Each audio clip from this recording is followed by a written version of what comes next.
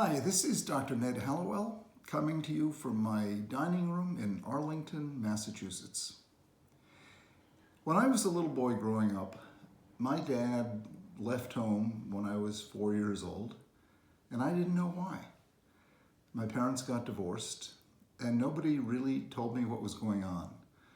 My dad would come and go, and people would say he was taking a rest, he was going on a trip, until he finally got a job teaching public school in New Hampshire and held that job until he died when I was in medical school. Well, the fact is he was in and out of mental hospitals. He had what's now called bipolar disorder. But I didn't know that until, I was in high school. I was at Exeter, prep school. And that's because stigma, shame, so surrounded anything related to conditions of the mind that people just didn't talk about it. You know, you didn't have Hallmark cards being sent out saying, I hope you get out of the mental hospital soon, or hope you get over your bout of being crazy soon, or hope you get over your latest psychotic break soon. These conditions were shrouded in shame. And unfortunately, in many instances, they still are.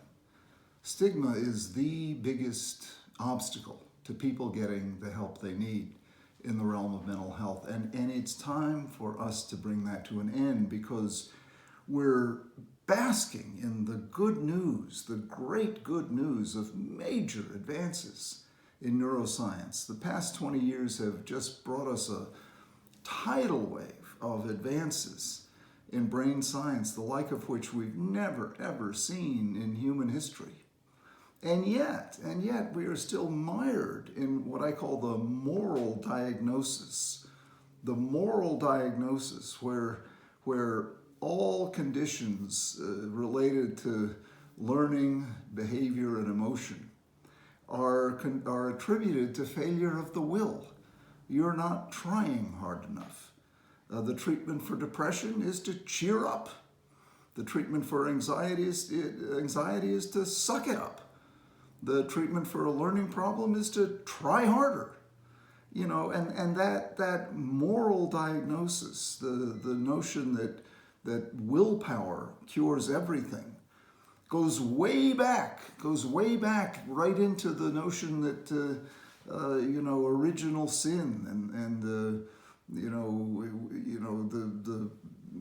man's soul is a proving ground in a contest between God and the devil. And if the person's not doing well, it means the devil is winning the contest, and so the person should be punished to beat the devil out of the individual. If it's a child, you literally beat them, and if it's an adult, you incarcerate them or sometimes put them to death. People were routinely put to death for being a witch or for being insane, or they were at least put into shackles for the rest of their lives, tortured, publicly ridiculed. It's really time for us to join together to celebrate the advances we've made, but to tear down this moral diagnosis, because who of us doesn't know? I mean, I'm touched by it with my father and my brother, both of whom are now deceased in heaven, but both of whom were brilliant individuals, and that's the great tragedy and irony that these conditions so often are accompanied by brilliance with talent. It's hard to find a really brilliant, talented person who doesn't have either substance use disorder or bipolar disorder or major depression or attention deficit disorder or dyslexia, or some one of the many different varieties of mental differences. We need to bring the discussion into the realm of other medical issues where we don't complicate the matter with scorn and derision and shame and separating these people so they're afraid to get the help that's readily available. Do you know substance use disorders? Huge problem, costing the country hundreds and hundreds and hundreds of millions of dollars. 90% of people who have substance use disorders don't get any help. And now we have such sophisticated help available, well beyond 12-step programs. All those are wonderful, but they do marginal good. They're a wonderful starting point, but now we have medications that can really add a lot to someone's becoming sober and staying sober. 10%, only 10%, get the help that could really change their lives forever. These are chronic brain diseases, and they need to be approached much as one would approach treating high blood pressure or treating asthma.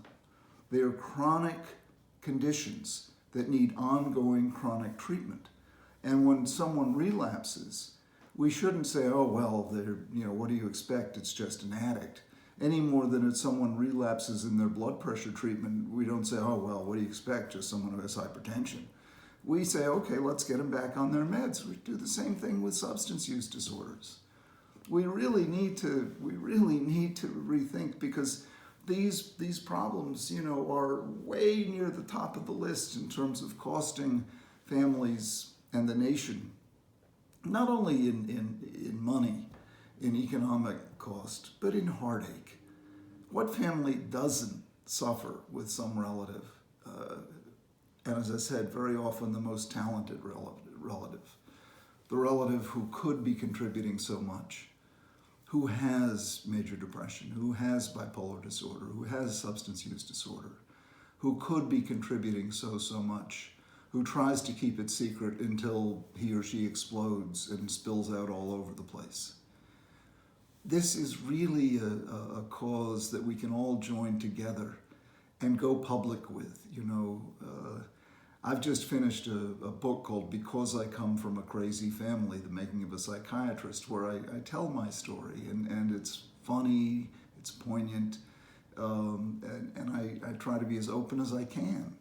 There's nothing that I'm ashamed of. And I hope others will feel permission to do the same, so that we can all say this is just part of life. Craziness is part of life, just as heart disease is, or a broken leg is. And if we can open up and band together and help each other and take advantage of the wonderful science that these fantastic researchers are bringing us by the bucketful every single day, then we can not only relieve an awful lot of suffering, but advance an awful lot of productivity. I'm going to be doing more of these postings along these lines, because I really hope we'll build a national effort. The National Alliance for Mental Illness, NAMI, is spearheading this. The National Institute of Mental Health at IMH does a lot of work along these lines. Mass General Hospital is doing a lot of the research. It's centers around the country are doing tremendous work, but it begins locally. So please write to me, send me an email. It's just drhallowell@gmail.com. Send me an email with your story. I'd love to hear it. I'd love to respond to you. drhallowell@gmail.com. Dr, no period, HALLOWELL @gmail.com. Tell me your story or your family. I'd love to start a kind of grassroots network movement to band together and make something happen. This is Dr. Ned Hallowell, wishing you all the best.